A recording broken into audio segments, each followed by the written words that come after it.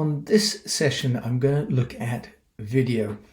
Now, I'm using my MacBook Pro, and you can see the kind of setup we've got here. This is quite often what I see when I have guests come on my show. They're looking down at me and they maybe got something going up through their head there, and the sound may not even be that good. So I'm going to do a couple of things to change this up and show you how, just with a laptop setup, we can have a couple of different camera options. Now, I've already shared about getting the mic set up, so I'm going to change my mic, and I had shared before about this Samson Q2U. So I'm going to plug this in and connect this and speak through this now, so that you can hear the difference.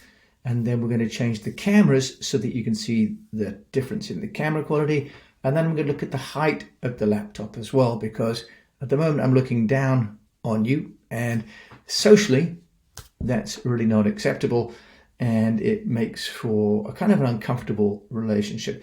So let's take you through those different parts of the conversation. I have plugged in my Samsung. I'm just going to show you here. You can see in the sound settings here the place where you can see the input, and you can see here this is my Samsung that is now being used for the audio. I had done an earlier module to show you how to set this up, so I'm not going to go into that again, but you can see here that I've now selected my USB mic. Okay, so let's then move on to me showing you how the video is going to look differently when I plug in this. This is my Logitech HD cam. Okay, now you can see the difference. Maybe this is the Logitech plugged into my camera settings. I just have it plugged into the USB-C port.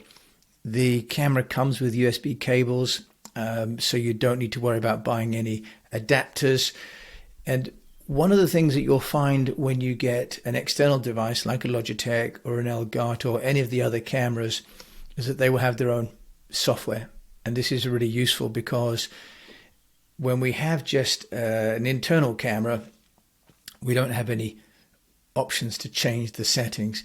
And you see here that one is I can frame myself, which is kind of handy, but this is also really nice that actually you can choose the field of view. So 90, 78.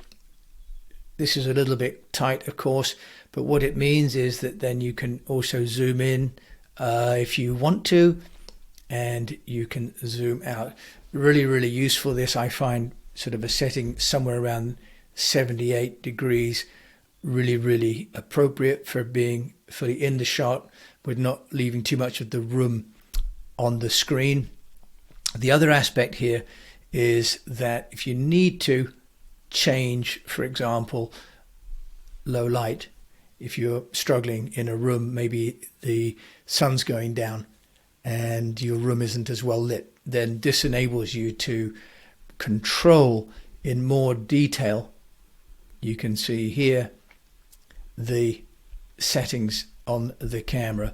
You can also, if you want to, change some of these. If you wanted to do something a little bit more exciting, maybe you're doing some kind of a video, but on the whole, I just tend to leave that all on the default, and then that's perfect. So you'll see the difference in the quality to the inbuilt camera, and these cameras just sit on top of your screen. They have a little mount that just clips on the top. So it also means eye height, we're a bit better as well, just adds an extra inch or so. So getting a external camera is a really good option for the quality and also for the control. The more expensive cameras do higher resolution, and that's what you want to be looking for, because the camera is going to produce a quality of video that the better it is, closer to 4K, the higher the output when you're going to show, for example, on YouTube, but also if you want to use it in a real life setting for sales conferences and so on. So the higher the price of the camera, the better the lens and the resolution of the film. So worth just thinking through, if you're going to be buying a camera, the caliber of the camera that you want to buy. But this is the Brio HD, which I've put a link to in the Amazon list. I'm going to disconnect the Brio now and show you just using a mobile phone as your continuity camera. Just to keep things simple, I'm just going to use one of these simple stands. It's by a company called Emoton. I'll put that in the Amazon list as well. And I use these for my camera and also for my phone and also for my iPad around the desk to keep things off the desk. So I'm going to have this just on a stand. You can also buy ones that attach to the back of your laptop as well. But if I use a stand, then I can have the laptop nice and low and have the camera nice and high. Okay, so let me just show you that next. Now I'm using the iPhone just on a simple stand behind my laptop. And you can see it's a bit higher up, and I'm just looking into the camera. Now this is actually an automatic setting. If you're using a Mac and you've got a phone like the iPhone 11 or 12 or later, then you have what they call this continuity camera. The laptop will actually automatically sense the phone, and I have it plugged in through a cable into the laptop. It actually will also work on Bluetooth.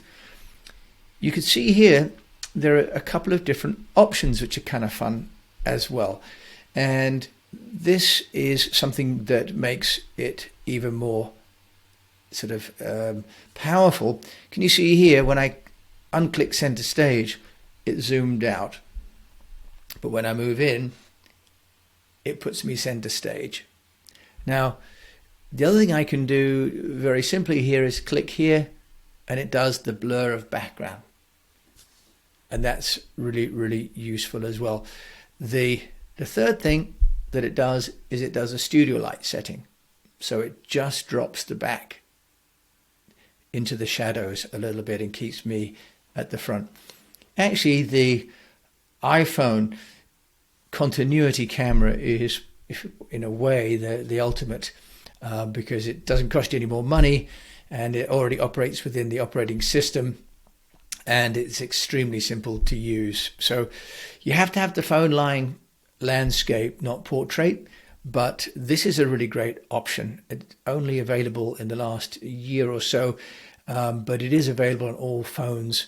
So you can try that. Now, another neat feature here, if you are going to want to do reactions, some of these will work like that, for example.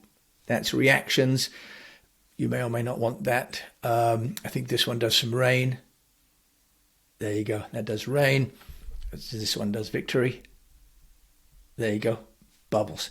So that's kind of fun. You might not want that in a business call, but this is very, very useful.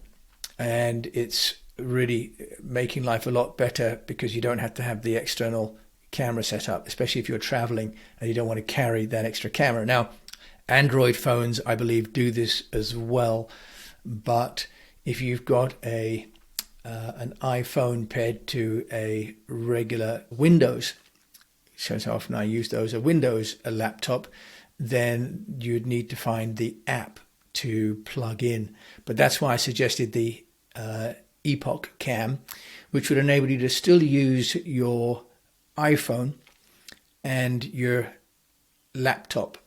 So I have put a link to the EpocCam, which is just an app that you download, very cheap, and that would just replace the Apple software that connects the Apple iOS and the Mac OS. So EpocCam is the other option if you are blending the iPhone with the Windows machine. And if you're using an Android with a Windows machine, then EpocCam is still your best bet.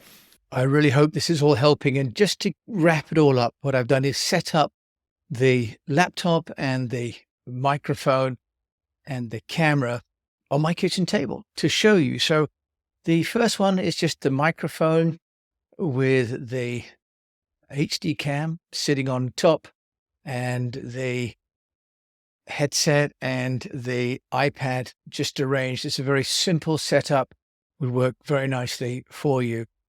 The next picture here I've got for you using the continuity camera, using the Apple phone. And you'll notice that in this case, I have it on a stand. This is just from IKEA. You can use some books, anything that you can do to raise the level up to your eye height. I've included at the end a QRC, which you can scan and takes you to the Amazon list.